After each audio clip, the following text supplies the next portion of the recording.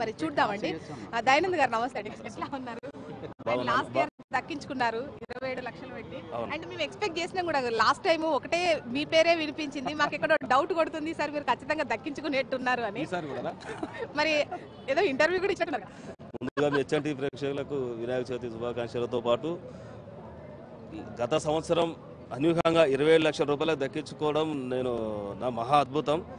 ఆ లడ్డు ప్రసాదం వినాయకుడు అంటే మనం అందరం ఖైరతాబాద్ వైపు చూస్తాం, అదే ప్రసాదం బాలాపూర్ అంటే లడ్డు ప్రసాదం వైపు చూస్తాం. కాబట్టి బాలాపూర్కున్నంత క్రేజు, ఆ ప్రసాదానికి ఉన్నంత క్రేజు మరి ఎక్కడా లేదని నేను చెప్పగలుచుకున్నాను. ఎందుకంటే ఆ ప్రసాదం మహిమ తీసుకున్న ప్రతి భక్తునికి తెలుస్తుంది. ఎందుకంటే ఆరోగ్యపరంగానే కానీ, మనశాంతి కానీ, రాజకీయాలు ఉన్న వాళ్ళకి కానీ, ప్లస్ అగ్రికల్చర్ కానీ, నేనంటే రియల్ ఎస్టేట్ పర్సన్ కానీ మనకి ఇప్పుడు తీసుకున్న తర్వాత ఏముంటుందమ్మా, గజానికి రేటు పెరిగితే ఆటోమేటిక్గా అది కలిసి వచ్చినట్టే కదా. ఎట్లా చెప్పాలి, రియల్ ఎస్టేట్లో బాగున్నారు, అందుకే చెప్తున్నా కదమ్మా, ఉన్న జాగాల మీద రేటు పెరిగితే ఆటోమేటిక్గా మనం బాగున్నట్టే లెక్క, కలిసి వచ్చినట్టే లెక్క.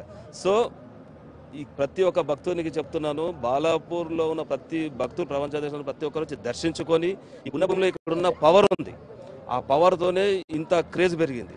ఆ పవర్ ఉంది కాబట్టి ఆ పుణ్యభూమిలో ప్రతి ఒక్క భక్తులు బాలాపూర్ వినాయకుని దర్శించుకున్నా, లడ్డు ప్రసాదాన్ని దక్కించుకున్నా, చూసినా వాళ్ళకి అష్టైశ్వర్య కలిసి వస్తాయి. అది మాత్రం ప్రతి భక్తునికి హెచ్ఎంటీ ద్వారా చెప్తున్నా. ఈసారి వీళ్ళని భక్తులు కూడా నెక్స్ట్ టైం వచ్చి ఈ వినాయకుని దర్శించుకున్నా వాళ్ళ కోరికలు నెరవేరుతాయని నేను మనస్ఫూర్తిగా చెప్పగలను. నాకు జరిగింది కాబట్టి చెప్పదలుచుకున్నా.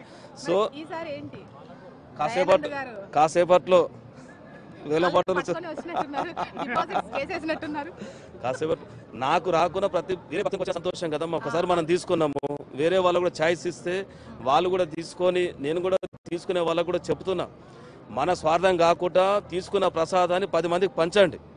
సో సొంతానికి కొద్దిగా ఉంచుకొని ఏమైనా చేసుకుని కానీ ప్రతి భక్తునికి పంచితే వాళ్ళు లేని వాళ్ళకు కూడా పోతే ఆ ప్రసాదం వాళ్ళు కూడా కలిసి వచ్చి మనకు ఆశీర్వదిస్తారు. సో నేను దాన్ని అలా చేశా, దాదాపు ఒక 3000 మందికి పైగా పంచిన. వాళ్ళ ఒక బ్లెజెస్ ఈ రోజు కూడా నాకు వస్తారు, ఇంకొకసారి మా అన్నకు వస్తే బాగుండు, మాకు మళ్ళీ ప్రసాదం వస్తుందని. సో ఎగ్జాక్ట్లో ఉన్నాం.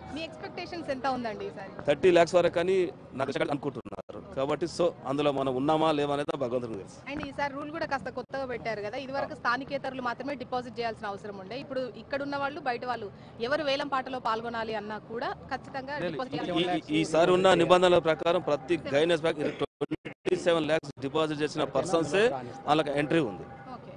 ఆ పైన పలికిన ఏదైతే ఉందో మళ్ళీ మన 2 days 1 month లో వాళ్ళు ఫోన్ వస్తుందా, ఫోన్ ద్వారా మనకు పేమెంట్ చేయడం జరుగుతుంది. సో ఇప్పుడు ఈ సంవత్సరం మీరు ఏం విష్ చేస్తారు, ఏం కోరుకుంటున్నారు?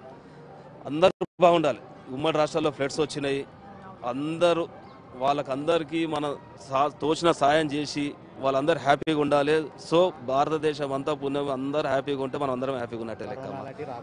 ఎలాంటి అవాంఛనీయ సంఘటన జరగకుండా భారతదేశం సుఖ సంతోషాలతో ఉంటే అంతకంటే మించింది ఏముందమ్మా వినాయకుని కోరుకునేది. 30 lakhs అని ఎక్స్పెక్ట్ చేస్తున్నారు. ఈసారి ఎవరు దక్కించుకుంటారు ఏంటి అనేది మేబీ 9:30 మనకు తెలిసిపోతుంది అనుకుంటున్నాం.